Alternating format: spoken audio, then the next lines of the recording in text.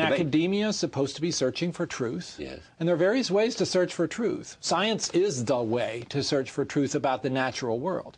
But if you're looking for truth about the spiritual world, science is the wrong set of tools. It's not going to get you there. You need there to understand the tools of the Spirit. But is what gets you there faith? Is that it? Ultimately, it leads you to faith. But let me say, I think this notion that faith is somehow the antithesis of reason is completely wrong. Explain why. So faith is, in fact, the most rational of all choices when you sort of look at the spectrum between atheism and belief. Let me tell you why. Imagine this table represents all of the knowledge that ever has existed or will exist in the universe. A lot of stuff. Right. And then ask any individual, where in that table is your own personal knowledge right now? And even the most confident of us will draw a tiny little circle. Now, suppose the knowledge of the existence of God is outside your tiny little circle. How then could anybody who's not a wacko say, I know there is no God? Is that not the most irrational position? Does that not require the greatest faith of all? I would argue that already in our little circle, there's evidence of the existence of some supernatural being. The Big Bang, for instance. Did the universe create itself? I don't see how that could happen. God created the Big Bang? Well, something outside of nature presumably had to preside over the creation of something out of nothing. And when you look at the way the universe is tuned, where all of these constants are precisely having the value that's necessary for matter to coalesce and for life to be possible, it's almost impossible that such a thing would have happened. The probabilities are infinitesimal.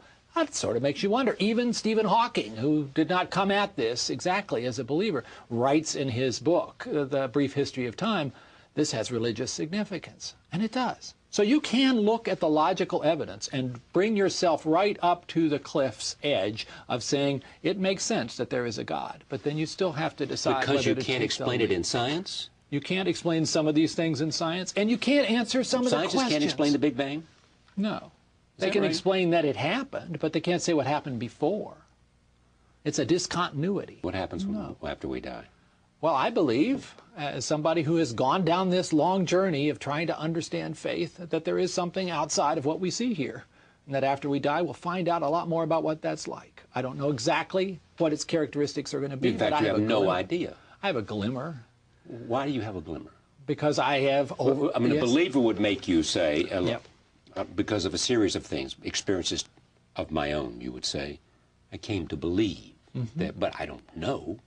Nobody's spoken to me. Sure, nobody's spoken to me either. That's my point, yeah.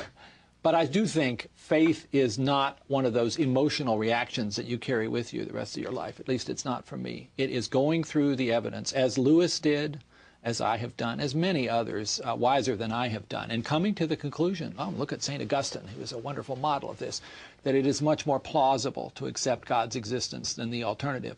And then, once you reach that point plausible of belief, to accept God's existence. Yes. Plausible. Plausible. Right. So Again, when you put the unexplained versus the explained, the only way you can figure out the unexplained is to say it must be God. This certain things. I think the evidence is more consistent with that than the alternative. Again, I think agnosticism is an entirely intellectually justifiable position, which is the alternative of simply saying, I can't know. I think atheism is not a logical position. But agnosticism is a little thin. Oftentimes it is not the agnosticism of, I've considered all the evidence and I don't think it's possible to know. Oftentimes it's just like, I don't really want to deal with this. So it's more comfortable to take a position of it's unknowable, when in fact that's confusing the unknowable with what might be known if one did some more searching.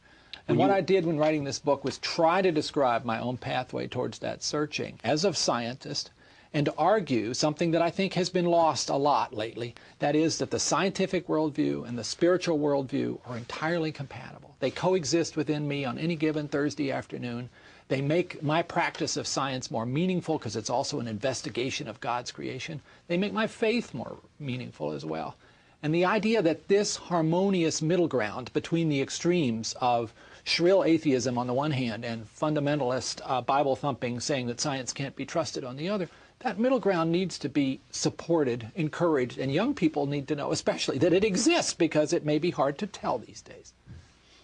Richard Dawkins on this show also said, take a look at this. I'm an atheist, but Most evolutionists in America would probably pay lip service to the idea that there is no contradiction between them, and that people who want to believe in God do so long as they don't trespass on science's turf. What's the best thing you can say about faith? Not a lot. I mean, I think faith is pernicious because it teaches people, especially teaches children, that believing something without evidence is a virtue, and in extreme cases it teaches people. Or is it just believing about one thing as a virtue? Either way, I think it's a bit pernicious because I think that children should be taught to seek evidence. They should be taught to be skeptical. If they're told something, they should immediately say, what's the evidence for that? Whereas faith teaches you not to ask for the evidence. It teaches you this is true because it's true because it's true. You just have faith and you don't have to justify it. Richard Dawkins, a popular scientist from Cambridge and very articulate very articulate guy. You would part company with what he said? I would agree with what he said, that we should teach young people to seek the evidence before drawing a conclusion. That's what drew me to become a believer after I had been an atheist. When I went and looked at the evidence, it was more convincing to me to believe in God than not to. The mistake that I think Dawkins makes is he only accepts scientific evidence as any criterion for making a decision. If God exists, God is outside of nature. Science is the way we investigate nature. It does not help us with this question of God. Let me put this finally into the picture. You and Craig Venter got lots of credit for mapping the human genome. Did that have an impact on any of this? Because, as you and I had many discussions at that time on this show, one of the results of that was to help us ask the question, what makes us human? Mm-hmm. Well, I had been a believer for a couple decades before that came along. For me, doing science was an opportunity to glimpse a little bit of the mind of God. And that certainly was true of reading out the letters of the human DNA. It is, in my view, this wonderful language that God spoke into being, bios, life, through logos. He spoke into being, meaning... So in the beginning was the Word, and the Word was God, and the Word was with God, the opening words of the first chapter of John. God as the Word, speaking life, speaking peace, speaking love into the world is a very fundamental part of Christian belief. But the Word, interestingly, is also a language. DNA is a language. We're getting a little metaphysical here, but it seems to me if you're willing to accept that evolution had a purpose, that the why was actually God's intention of creating us, then this language you can think of in a certain metaphorical way as God speaking into being, this wonderful double helix with its 4 letters, spelling out information for every living thing in this wonderful, diverse planet we live on. Finally, for me, where are we in mapping the human genome, your science hat? Because that was just the beginning. Yes. What we would learn from it, what we would do with it. Tell me what's happened since, was it 2000? 2000, we had the draft. Right. The finished sequence was completed in April 2003. Okay, 3 years later. So now, 3 years after that, we are well along with applying that to medical benefit, which was always the point. I'm a physician. The reason I got excited about this project was its hope to transform the practice of medicine. We are starting to see that in isolated instances of particular diseases, particularly cancer, but the full flowering of that genomic revolution is now clearly coming, but probably in the neighborhood of 10, 12 years away. We will, in the next 2 or 3 years, discover the major hereditary factors in diabetes, heart disease, cancer, asthma, schizophrenia, and a very long list of diseases that have been so elusive for so long. We now have the tools to do that because of the Genome Project. And that is going to open our eyes to the causes of illness and provide us with the tools to practice prevention and treatment in ways that we could not have previously dreamed of.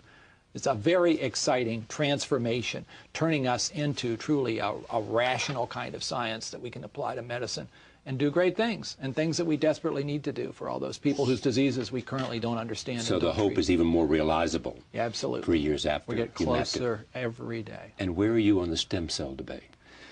So as a faithful government employee, director of an NIH institute, this is one of those issues that I'm not entirely at liberty to talk about, but I do talk about it a bit in the appendix to this book. I do think human embryos that are created by fusion of sperm and egg are important moral entities and are somewhat different than what happens in this somatic cell nuclear transfer process, which maybe is a more promising medical approach anyway. But I think our main problem with stem cells is we've muddied up the whole thing. We collectively, by the rhetoric that has been applied, and I have to say, particularly in the political system, so that I don't think most of the issues are very clear right now. The difference between an embryo formed by a union of sperm and egg or by transferring a skin cell into an oocyte, profoundly different, but equated in many people's minds, calling both an embryo, giving them both the same moral status. We need to at least step back from those dug-in positions if we're going to make any headway. It's always great to see you. It's always wonderful to see you too, Charlie. This book is called The Language of God. A Scientist Presents Evidence for Belief. Francis S. Collins